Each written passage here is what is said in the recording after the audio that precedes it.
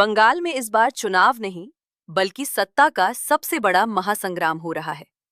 और अगर आप इस चुनाव को सिर्फ एक राज्य का चुनाव समझ रहे हैं, तो आप बहुत बड़ी गलती कर रहे हैं। क्योंकि इस बार बंगाल में जो होने जा रहा है, उसका असर पूरे देश की राजनीति पर पड़ने वाला है। दोस्तों, बंगाल विधानसभा चुनाव 2026 इस समय देश की सबसे बड़ी राजनीतिक लड़ाई बन चुका है। एक तरफ है ममता बनर्जी, जो लगातार तीसरी बार सरकार चला रही हैं और अब चौथी बार वापसी का दावा कर रही हैं। दूसरी तरफ है भारतीय जनता पार्टी, जो पिछले चुनाव में मजबूत होकर उभरी थी और अब किसी भी कीमत पर बंगाल जीतना चाहती है। और अब इस पूरी लड़ाई में एक नया मोड़ आ चुका है, क्योंकि राहुल गांधी ने भी बंगाल में एंट्री कर ली है और उनके आने के बाद पूरा समीकरण बदलता हुआ नजर आ रहा है। अब सवाल ये है कि आखिर बंगाल में असली खेल क्या है? क्या ओपिनियन पोल सही है? क्या जमीनी सच्चाई कुछ और है? क्या बीजेपी इस बार सच में सरकार बना सकती है, या फिर ममता बनर्जी फिर से इतिहास रचने वाली हैं? सबसे पहले बात करते हैं ओपिनियन पोल की, क्योंकि यही वो चीज है जिससे लोगों को सबसे ज्यादा उम्मीद और सबसे ज्यादा भ्रम दोनों होता है। अलग अलग सर्वे एजेंसियों के आंकड़े अगर एक साथ रखे जाएं, तो एक चीज साफ नजर आती है कि ममता बनर्जी की पार्टी टीएमसी अभी भी नंबर 1 की पोजीशन पर बनी हुई है। कई सर्वे में उन्हें 140 से लेकर 200 सीटों तक मिलती दिखाई जा रही हैं, जो कि बहुमत के आंकड़े के आसपास या उससे ऊपर है। वहीं बीजेपी को 100 से 150 सीटों के बीच दिखाया जा रहा है। अब पहली नजर में ये लग सकता है कि टीएमसी आराम से जीत रही है, लेकिन असली कहानी यहीं से शुरू होती है, क्योंकि ये चुनाव उतना आसान नहीं है जितना आंकड़ों में दिख रहा है। दरअसल बंगाल में इस बार करीब 50 से 60 सीटें ऐसी हैं जहां मुकाबला बहुत ही ज्यादा करीबी है। इन सीटों पर कौन जीतेगा, यही तय करेगा कि सरकार किसकी बनेगी। यानी अगर इन सीटों में थोड़ा सा भी वोट इधर से उधर हुआ, तो पूरा गेम पलट सकता है। अब जरा समझिए कि बंगाल का भूगोल और राजनीति कैसे काम करती है। नॉर्थ बंगाल और साउथ बंगाल दोनों की राजनीति बिल्कुल अलग है। नॉर्थ बंगाल में बीजेपी काफी मजबूत मानी जाती है। खासकर दार्जिलिंग, कूच बिहार और आसपास के इलाकों में बीजेपी का आधार मजबूत हुआ है। वहीं साउथ बंगाल, खासकर कोलकाता, हावड़ा और आसपास के क्षेत्रों में ममता बनर्जी की पकड़ अभी भी बहुत मजबूत है। इसके अलावा जो बॉर्डर वाले इलाके हैं और जहां मुस्लिम आबादी ज्यादा है, वहां भी टीएमसी का प्रभाव साफ दिखाई देता है। अब यही वजह है कि ये चुनाव पूरी तरह से बैलेंस पर खड़ा हुआ है। एक तरफ बीजेपी कुछ क्षेत्रों में मजबूत है, तो दूसरी तरफ टीएमसी अपनी पकड़ बनाए हुए है। अब बात करते हैं राहुल गांधी की एंट्री की, क्योंकि यह इस चुनाव का सबसे बड़ा ट्विस्ट बनता जा रहा है। राहुल गांधी ने बंगाल में आकर जिस तरह से बयान दिए हैं, उन्होंने टीएमसी और बीजेपी दोनों पर हमला बोला है।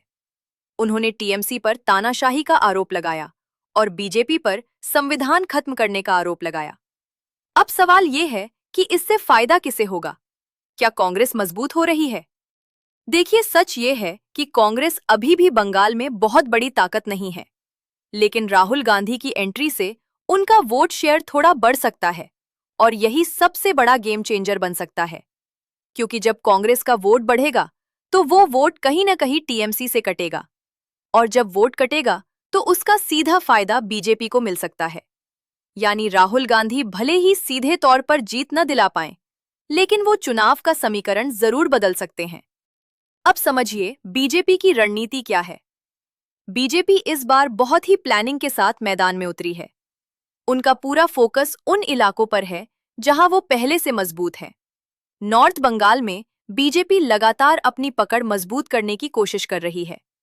गोरखा मुद्दा, स्थानीय विकास और पहचान की राजनीति को लेकर बीजेपी लगातार काम कर रही है। इसके साथ ही बीजेपी ने राष्ट्रीय मुद्दों को भी जोर से उठाया है, जैसे कि सीएए, घुसपैठ और हिंदुत्व। बीजेपी का साफ प्लान ये है कि जहां वो मजबूत है, वहां से ज्यादा सीटें जीती जाएं, और जो करीबी सीटें हैं, वहां पर पूरा जोर लगाया जाए। अगर बीजेपी इन करीबी सीटों में थोड़ा सा भी बढ़त बना लेती है, तो वो पहली बार बंगाल में सरकार बना सकती है। अब बात करते हैं ममता बनर्जी की, क्योंकि उन्हें हल्के में लेना किसी के लिए भी सबसे बड़ी गलती हो सकती है। ममता बनर्जी इस बार पूरी तरह से आक्रामक अंदाज में चुनाव लड़ रही हैं।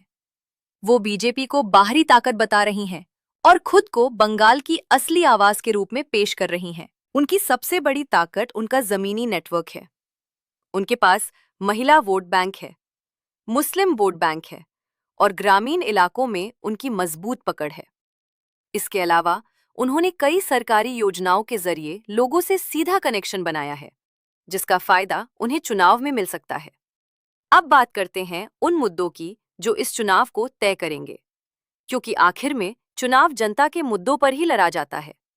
बेरोजगारी एक बड़ा मुद्दा है।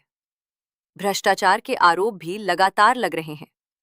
महिला सुरक्षा भी चर्चा में है और सीएए, एनआरसी जैसे मुद्दे भी चुनाव में गर्मी बढ़ा रहे हैं। इन सब के बीच सबसे बड़ा सवाल यही है कि जनता किसे भरोसेमंद मानती है। अब अगर पूरे चुनाव का विश्लेषण किया जाए तो एक बात साफ निकल कर आती है कि टीएमसी अभी भी थोड़ी आगे है, लेकिन बीजेपी बहुत तेजी से करीब आ चुकी है और कांग्रेस का रोल छोटा होते हुए भी बहुत महत्वपूर्ण हो गया है, क्योंकि वही वोट काटकर खेल बिगाड़ सकती है। अब आप खुद सोचिए, अगर 50 से 60 सीटों पर मुकाबला इतना करीबी है तो वहां थोड़ा सा भी बदलाव पूरे नतीजे को बदल सकता है। यानी ये चुनाव आखिरी समय तक सस्पेंस बनाए रखने वाला है। और यही वजह है कि इस बार बंगाल का चुनाव सिर्फ एक राज्य का चुनाव नहीं, बल्कि पूरे देश की राजनीति का टर्निंग पॉइंट बन सकता है। अब एक बार फिर से पूरे गेम को आसान भाषा में समझ लीजिए। टीएमसी आगे है, बीजेपी पीछे नहीं है, कांग्रेस कम है लेकिन असर डाल रही है, और असली खेल उन सीटों पर है जहां मुकाबला बराबरी का है। अगर बीजेपी ने उन सीटों पर बाजी मार ली तो इतिहास बदल सकता है, और अगर ममता बनर्जी ने अपनी पकड़ बनाए रखी तो वो चौथी बार सरकार बना लेंगी।